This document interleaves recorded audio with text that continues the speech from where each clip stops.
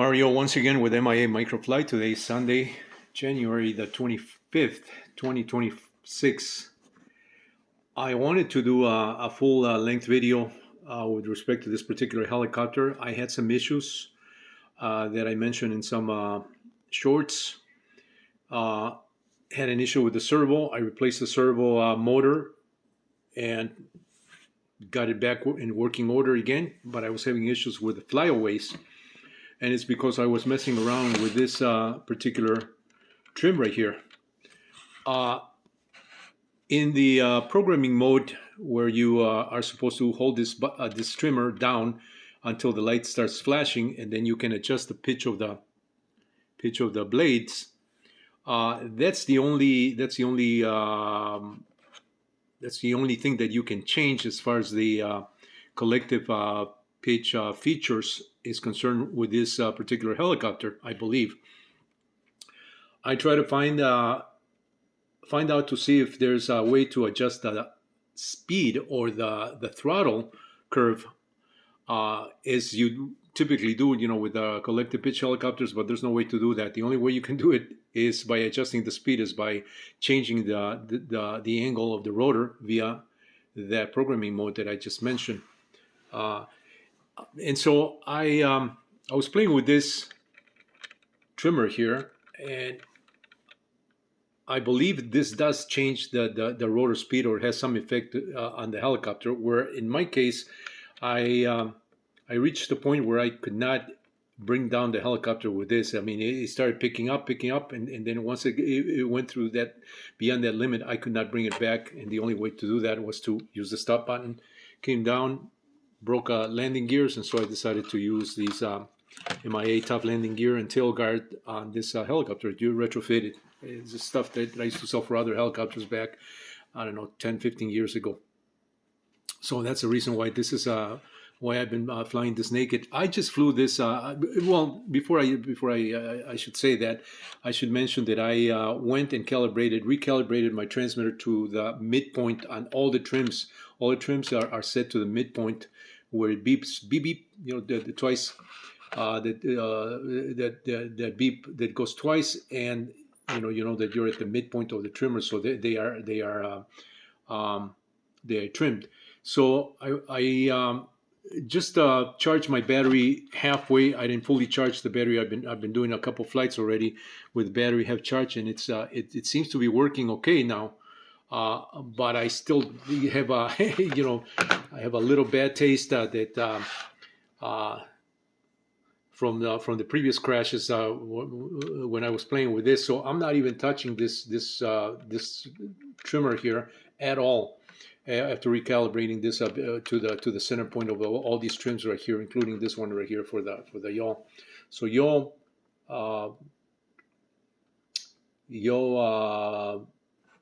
elevator, aileron are all set and stored in the flight controller, and I did that via this programming feature here. So if you hit this down, let me just go through the sequence here. My helicopter does not have the battery, so I'm not worried about that. But if you hold this down, as soon as you bind to the receiver, this light goes solid actually, and when you press this down, it starts blinking to tell you that it's in programming mode. It's communicating with the helicopter. You got to have this on in order for this to communicate, to do the handshaking there.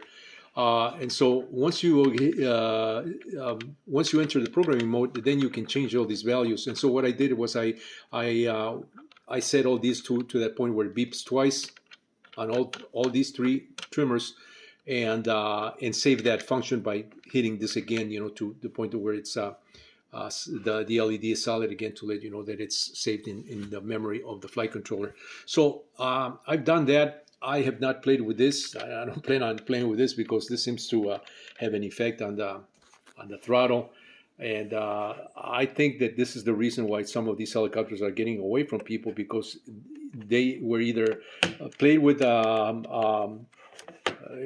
people were probably messing with this, or intentionally or unintentionally. Sometimes you hit this while you're handling the transmitter, and you're probably going to change some of these functions here. to the point, like I said, in my case, I could not bring back the helicopter because I was intentionally playing with this to see if this had an effect on the on the performance of the helicopter, and it does. So I would not play with this. If you can get this back into the factory settings where I think everything is set to the midpoints, just leave it at that. Um, so I just wanted to get this on video that I did get a couple more flights, to be perfectly fair. Um, and just record all these things that I've been doing with this helicopter. My experience, your experience may be different if you own one of these little helicopters. I mean, they're beautiful helicopters. I mean, I'm giving kudos to our Sierra left and right here because it is a fact. You can't you can't dismiss the fact that these helicopters are beautifully made. I mean, the mold is done with such precision. I wouldn't be surprised if they're using some kind of an AI tool to generate all the CAD drawings for the molds that are required to do this injection molded, because the precision of the precision in scale is dead on. How do I know that? Because I've done molds myself of this helicopter, and it's very difficult to get the exact same curvatures and angles on this particular helicopter, because it is it's a very organic form. It's not straight lines. It's not like doing an architectural model, where the lines are straight and simple. This has got a lot of curvature there, and if you don't get those curves just right, you're not gonna have the same effect.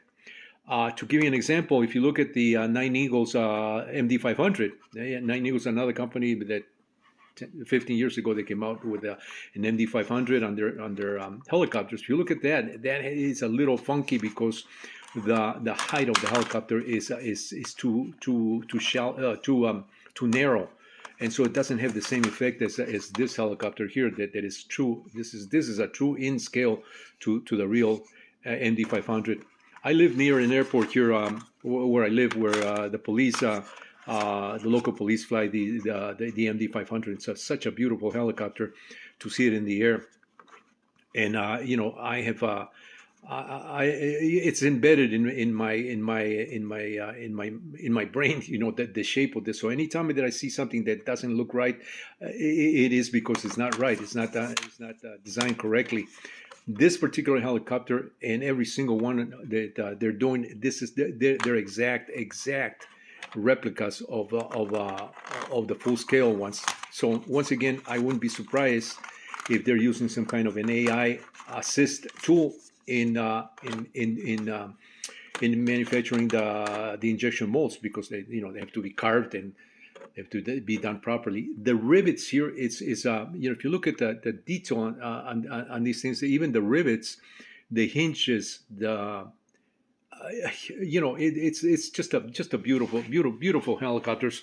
So a lot of kudos to our Sierra for that level of detail in these helicopters. That even if the helicopter's not working, I think people would want to keep this. And I'm not trying to promote these helicopters.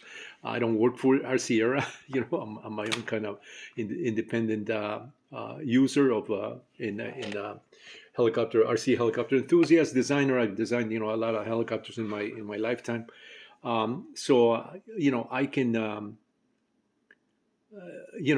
I recognize those features that are so that only somebody that has a very keen artistic mind and vision can appreciate this. So I really appreciate the level of detail in these helicopters. Having said that,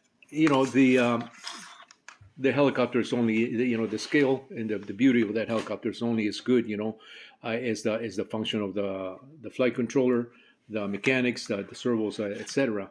Once again, beautiful work on the execution of the swash plate. Is a metal part on top with a metal rotor head and the original blades. Now I am using my own 3D printed blades here because I wanted to establish a little more damping on the blades. So I explained that in some other videos. I'm not going to go into that in detail here, but but it is working once again, and I hope it stays that way. Once again, I am not going to mess with this lever here just to be safe, and I am keeping it without the canopy and with my own landing gear tail guard, just for safety until I can get several more flights, and reassure myself that this is okay to put it back together with the original canopy, which I would like to do that because it's no fun flying something like this, even though there's a lot of protection here and safety to the frame. It's no fun flying it without that, without the actual canopy. So I may just keep my landing gear there and just put the canopy back, just to keep it from keep the landing gear from breaking or creating damage. I think I cracked a little bit on the side here. Yeah, there's a little bit of a crack here on this section right here when I landed hard. So, just to keep things a little more protected. Mario, once again with MIA Microflight. Stay tuned for more.